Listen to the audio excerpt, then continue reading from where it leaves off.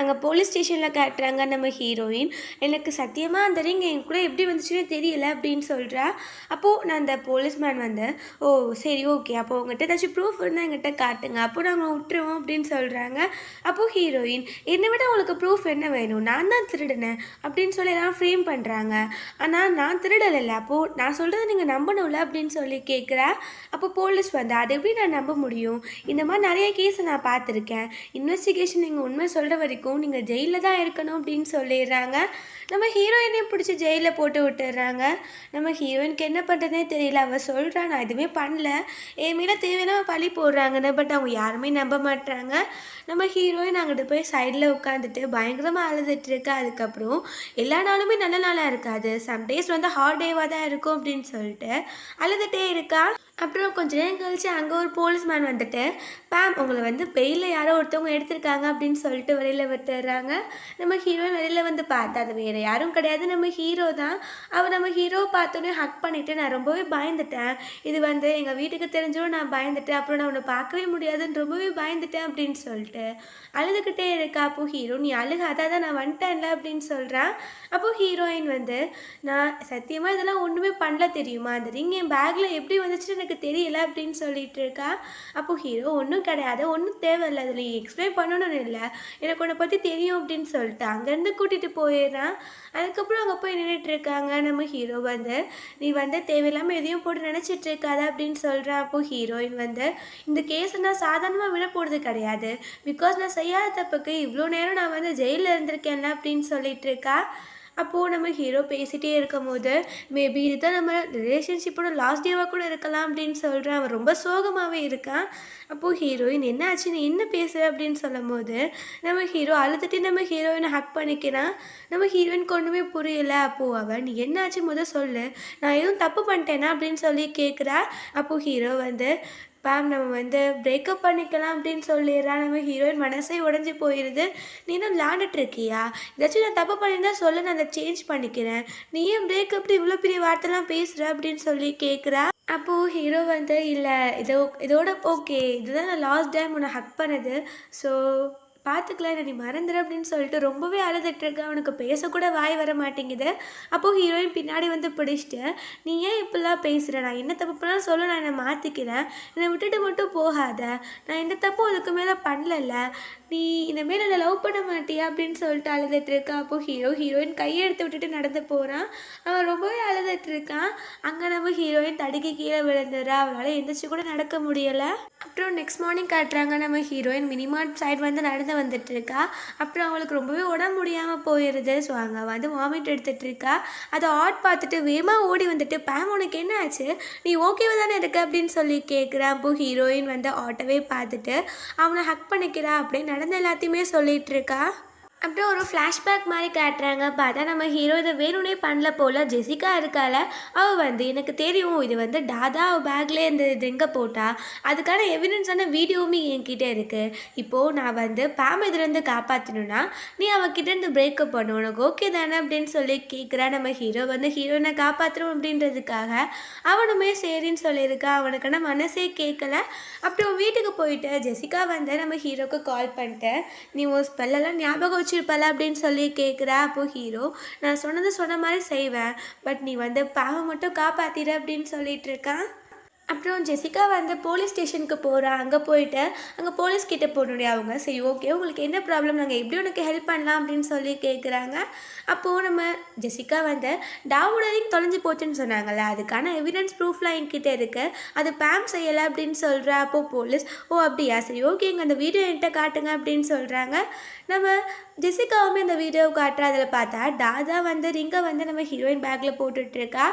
அப்போது அவங்க வந்து, சரி ஓகே இந்த வீடியோ எப்படி உங்களுக்கு கிடச்சிச்சு அப்படின்னு கேட்கும்போது, இந்த ஷூட்டிங் ஏரியா வந்து என்னோட தெரிஞ்சவங்க இது தான், ஸோ அங்கே வந்து இருந்த ஃபுட்டேஜ் எல்லாத்தையுமே செக் பண்ணி பார்த்தோம், ஸோ அதனால் எனக்கு எப்படியோ இது சிக்கிச்சு, அங்கே வந்து ஒரு ரூமில் மட்டும் இருந்துச்சு அப்படின்னு சொல்லிட்டு போய் சொல்கிறேன். ஆக்சுவலி அங்கே பார்த்தா அவள் அந்த ஒருத்தவன் கூட இருந்தால ரூமில், அவன் கூட சேர்ந்து அவனோடது தான் போல், ஸோ அவன் கூட சேர்ந்துட்டு அங்கே ரூமில் தனியாக இருந்துகிட்ருக்கா.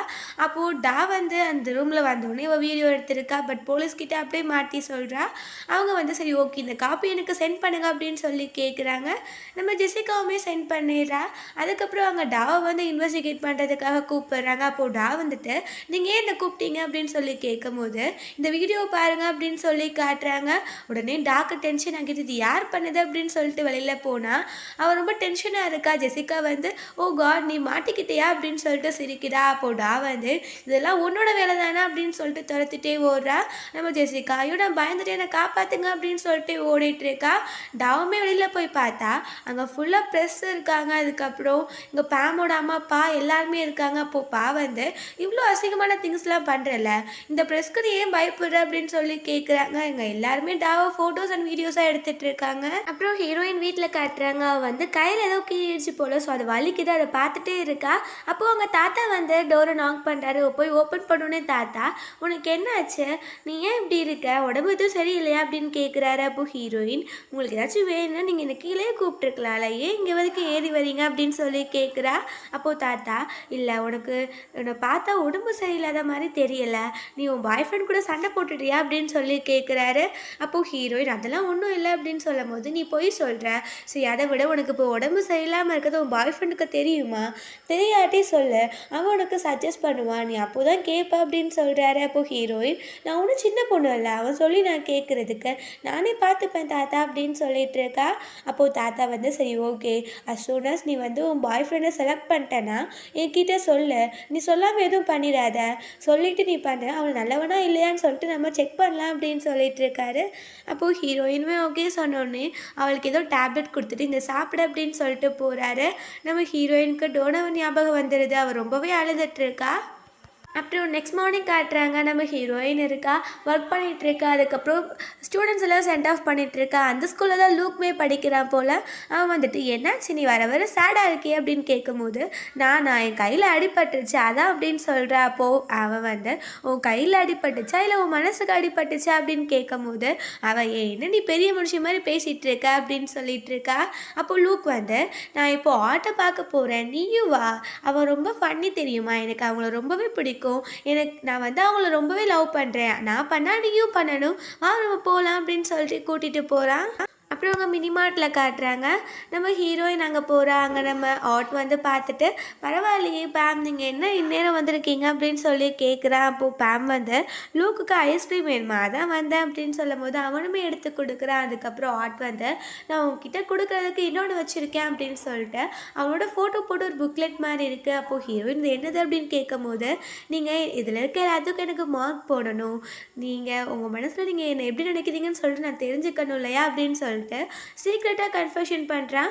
அது ஹீரோயினுக்கே புரியுது. அவளுமே சரி ஓகே அப்படின்னு சொல்லிட்டு அதையுமே வாங்கிக்கிறா. அப்புறம் வீட்டுக்கு போய் உட்காந்துட்டு அதை வச்சுட்டு இது என்ன பண்ணுறது, எனக்கு ஒன்றுமே புரியலை அப்படின்னு சொல்லிட்டு யோசிச்சுட்டே இருக்கா. அதுக்கப்புறம் என் வாழ்க்கையே இப்படி போகுது, இப்போ அம்மாவோட கம்பெனி க்ளோஸ் டவுன் ஆக போகுது, அப்புறம் அந்த பக்கம் டா என்னெல்லாம் செஞ்சாலும் அதுக்கெல்லாம் அனுபவிச்சுட்டு இருக்கா, இதில் நான் வந்து இது ஃபில் பண்ணணும், எனக்கு எப்படி ஃபில் பண்ணணும்னு தெரியலையே அப்படின்னு சொல்லிட்டு அவள் இருக்கா.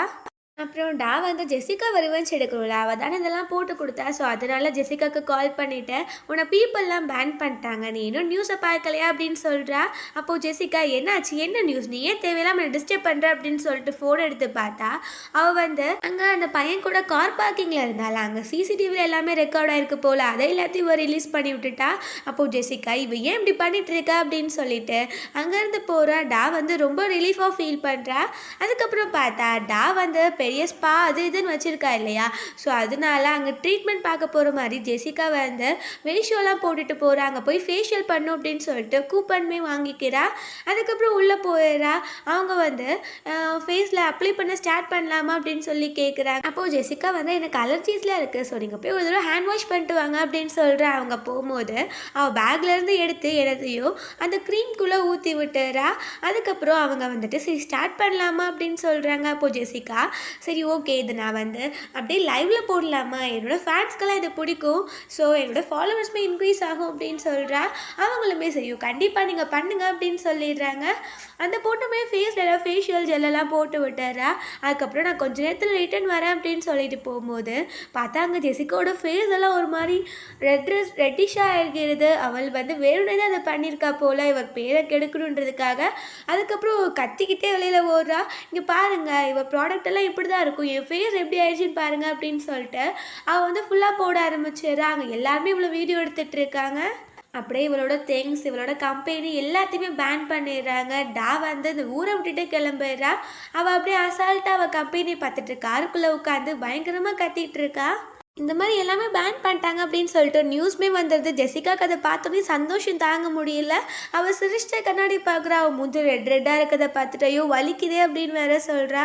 அப்புறம் 10 months லேட்டர் காட்டுறாங்க. நம்ம ஹீரோ மேரியாவோட கிரேவுக்கு ஹேண்ட்பர்கர்ஸ்லாம் வாங்கிட்டு வரான்.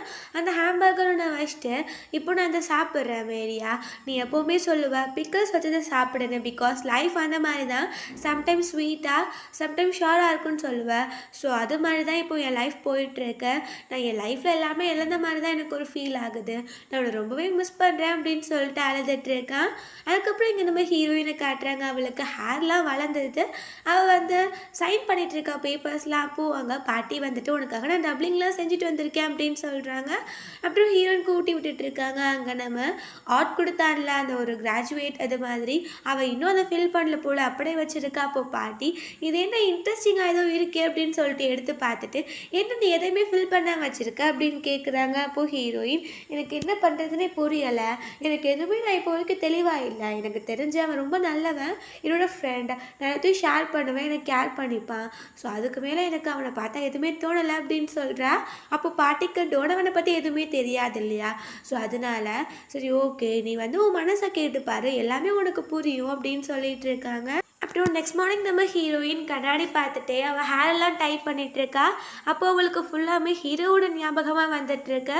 ஸோ அவளாம் யோசிச்சுட்டு பாட்டிக்கிட்ட கீழே போயிட்டு இந்த சிசர் வந்து ஹேரை கட் பண்ணுமா அப்படின்னு கேட்குறா. அவங்க கட் பண்ணுமே அப்படின்னு சொல்லும் போது எனக்கு ஹேர் கட் பண்ணணும், இந்த மாதிரி எனக்கு ஷார்ட்டாகவே இருக்கட்டும் அப்படின்னு சொல்கிறா.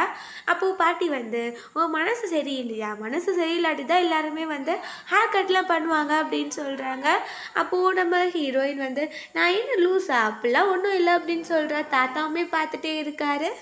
அதுக்கப்புறம் ஹேர் கட் பண்ண போகிறாங்க. பாட்டி வந்து நீ ஒரு தடவை யோசித்துக்கோ, அதுக்கப்புறம் இப்போ போயிடுச்சுன்னு சொல்லிட்டு நம்மளால் ஃபீல் பண்ண முடியாது, நான் கட் பண்ணட்டா அப்படின்னு கேட்குறாங்க. அப்போது ஹீரோயின் அதெல்லாம் ஒன்றும் இல்லை நீங்கள் கட் பண்ணுங்க அப்படின்னு சொல்லிடுறா. பாட்டியுமே ஹேரை கட் பண்ணிடுறாங்க. ஓகே ஃப்ரெண்ட்ஸ், இதோட இந்த எபிசோட் முடிஞ்சிருச்சு. இன்னும் இதில் ஒரு எபிசோட் தான் இருக்குது. ஸோ கண்டிப்பாக பாருங்கள் அண்ட் சப்ஸ்கிரைப் பண்ணுங்கள்.